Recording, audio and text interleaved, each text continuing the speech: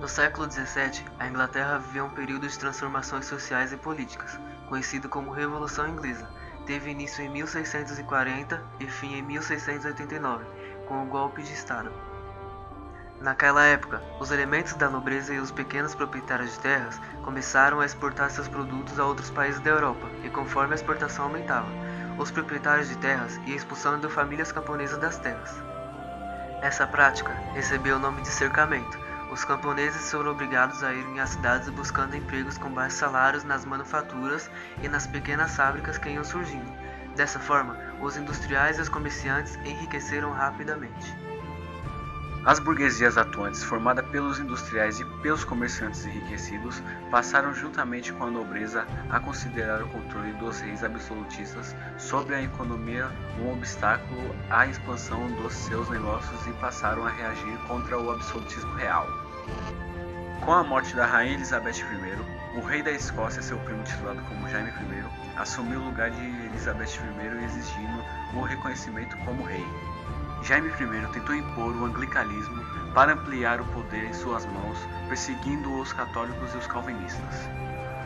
Através do seu comportamento, Jaime I conseguiu irritar boa parte do parlamento e quando decidiu criar novos impostos e aumentar os que já existiam, tal relacionamento piorou. O parlamento reagiu contra o aumento e os novos impostos e o rei dissolveu a Câmara dos Lordes e a dos Comuns.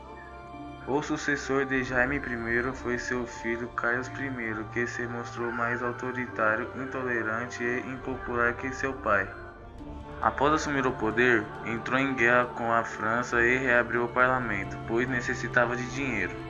O parlamento, por sua vez, fez com que o rei assinasse a Petição de Direitos em 1628, que proibia o rei de convocar o exército de propor novos impostos, sem a aprovação do parlamento. Carlos I assinou a petição e um ano depois voltou atrás, dissolvendo novamente o parlamento.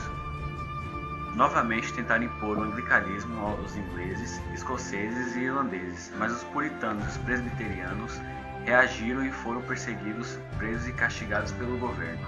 O início da revolução se deu quando os parlamentares puritanos e presbiterianos se revoltaram contra o absolutismo. Exigiram a prisão de 2 ministros do rei e aprovaram a lei proibindo o monarca de dissolver o parlamento. Em 1641, os irlandeses promoveram uma rebelião a fim de se libertarem da Inglaterra. O parlamento organizou o exército para sufocar a rebelião irlandesa, mas negou-se a confiar o comando do exército ao rei. Com isso, Carlos I invadiu o parlamento com seus guardas pessoais e prenderam os 5 principais líderes da oposição. Na Guerra Civil, as forças se dividiam em 2 partidos políticos militares: os cavaleiros, que permaneceram ao lado do rei Carlos I, apoiados pelo clero, pela aristocracia do norte e do oeste do país, e pelos grupos favorecidos pelos monopólios reais e os cabeças redondas, que apoiaram o parlamento, sendo eles principalmente a burguesia mercantil e os empresários rurais, sendo a maioria puritana ou presbiteriana. Os cabeças redondas sofreram reveses, mas após a liderança de Oliver Cromwell, venceram as tropas da monarquia, prendendo o rei Carlos I, que foi julgado e condenado à morte. Foi decapitado em 1649, ano que Cromwell proclamou a República e assumiu a nação. Os primeiros anos de república foram conturbados, onde tiveram que enfrentar e sufocar rebeliões lideradas pelos niveladores que queriam implantar uma democracia que atendesse aos mais pobres. Externamente, Cromwell invadiu a Irlanda e reprimiu uma rebelião contra seu governo, e depois venceu o exército escocês, que invadirá a Inglaterra. Cromwell então unificou a Inglaterra, a Escócia e a Irlanda numa só república, e formou a Comunidade Britânica. Em 1651 decretou o Ato de Navegação, que determina a comercialização de mercadorias somente por navios ingleses ou dos países onde foram produzidos. O Ato de Navegação impulsionou o capitalismo inglês e favoreceu a indústria naval e a burguesia mercantil.